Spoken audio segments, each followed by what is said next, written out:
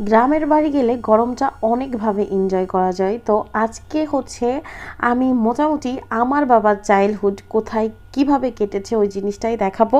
তো এখন আপনারা যে বিল্ডিংটা দেখতেছেন এটা বর্তমানে আমাদের মানে আমরা থাকছি আর কি। তো আমার বাবার ছোটোবেলা মানে যুদ্ধের সময় আর কি কোন বাড়িতে কেটেছিল সেই জিনিসটা দেখাবো। এইটা হচ্ছে সেই যুদ্ধ চলাকালীন আর কি এই বাড়িতে হচ্ছে আমার বাবার জন্ম হয়েছিল, প্লাস হচ্ছে এই বাড়িতে তার বেড়ে ওঠা হয়েছিল। তো সাইডে আর একটা আছে, দুটাই হচ্ছে এখন মানে অনেক আগে থেকেই কেউ থাকে না। যখন আমার দাদা দাদি বেঁচে ছিল তখনও তারা এই বাড়িতে ছিলেন না আর কি। তো যাই হোক, তো এটা হচ্ছে আমাদের বিল্ডিং আর কি, যেটা দেখতে পাচ্ছেন তার ঠিক অপোজিট সাইডে পিছনের দিকে এইগুলো এইভাবেই পড়ে আছে, এইগুলো আর দেখা হয় নাই। তো এই সামনের সাইডটা হচ্ছে আমাদের মানে একদমই ফুল পাকা করার রাস্তা আর কি, যেখানে হচ্ছে আমাদের মেইন বাসার গেট আর কি। আর এটা একদমই ভিতরে, আপনার এই বাসায় ঢুকতে গেলে ভিতরে ঢোকা লাগে।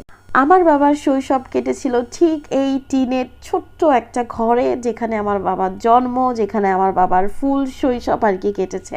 তো ওই বাড়িটা এখনও আছে, ঠিক ওইভাবেই বিদ্যমান, বাট অনেকটাই ভেঙে চুরে গেছে আর কি। আর যখন মেরামতের জন্য ছিল তখন আর কি কেউ থাকা হয়নি। দেন সামনের সাইডে হচ্ছে আমাদের পাঁচতলা ফাউন্ডেশন করে এখন যে বাড়িটা আর কি দাঁড়িয়ে আছে, ওই যে হচ্ছে আমার বাবা লোকজন নিয়ে হচ্ছে পিছন সাইডে নারকেল গাছ আছে, তো নারকেল গাছ থেকে হচ্ছে নারকেল পাড়তেছে। আর এই সাইডটা ছিল আর একটা জিনিস বলি, এই যে এই সাইডটা হচ্ছে এখানে হচ্ছে গোছলের ঘর ছিল, দেন ওয়াশরুম, মানে দুইটাও হচ্ছে ভিন্ন ভিন্ন ছিল।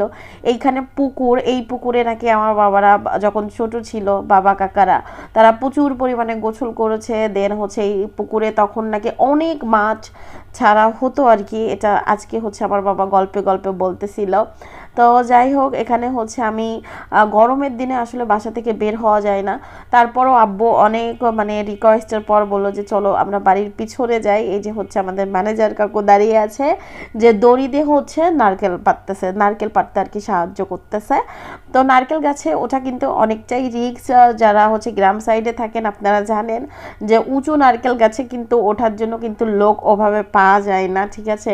তো যাই হোক, এরা হচ্ছে আমাদের মিলের স্টাফ ছিল, তো ওদের বলার জন্য আর কি ওরা নারকেল পেরে দিচ্ছিল, ডাব পাড়তেছিল, নারকেল পাড়তেছিল। আর এখন তো জানেন নেটওয়ার্কের জন্য অনেকটাই নারকেল ওইভাবে হয় না। তো গরমের মধ্যে 2 তলা থেকে সত্যি কথা বলতে গরমের মধ্যে নামতে ইচ্ছা করে না। আর এখানে হচ্ছে আমাদের ছোট্ট ওই যে আমার আম্মুর ছোট্ট আম বাগান আমাদের বাড়ির পিছনে, তো ওই জিনিসটা হচ্ছে লোকজন এনে আর কি পরিষ্কার করা হয় প্রতি 6 মাস অন্তর অন্তর।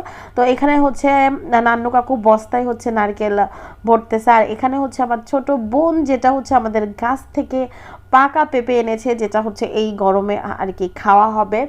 আর এখানে আরেকটা জিনিস, যেহেতু আমি ভিডিওটা আপলোড করব ফেসবুকে, তো যারা নারকেল গাছে উঠেন অবশ্যই নারকেল গাছে সাবধানে উঠবেন। এখানে কিন্তু আমরা অনেকটাই সাবধানতা অবলম্বন করেছি। এখানে নারকেল গাছের পিছনে মানে নিচে 2জন ছিল, প্লাস হচ্ছে একজন দড়ি ধরেও ছিল, ঠিক আছে।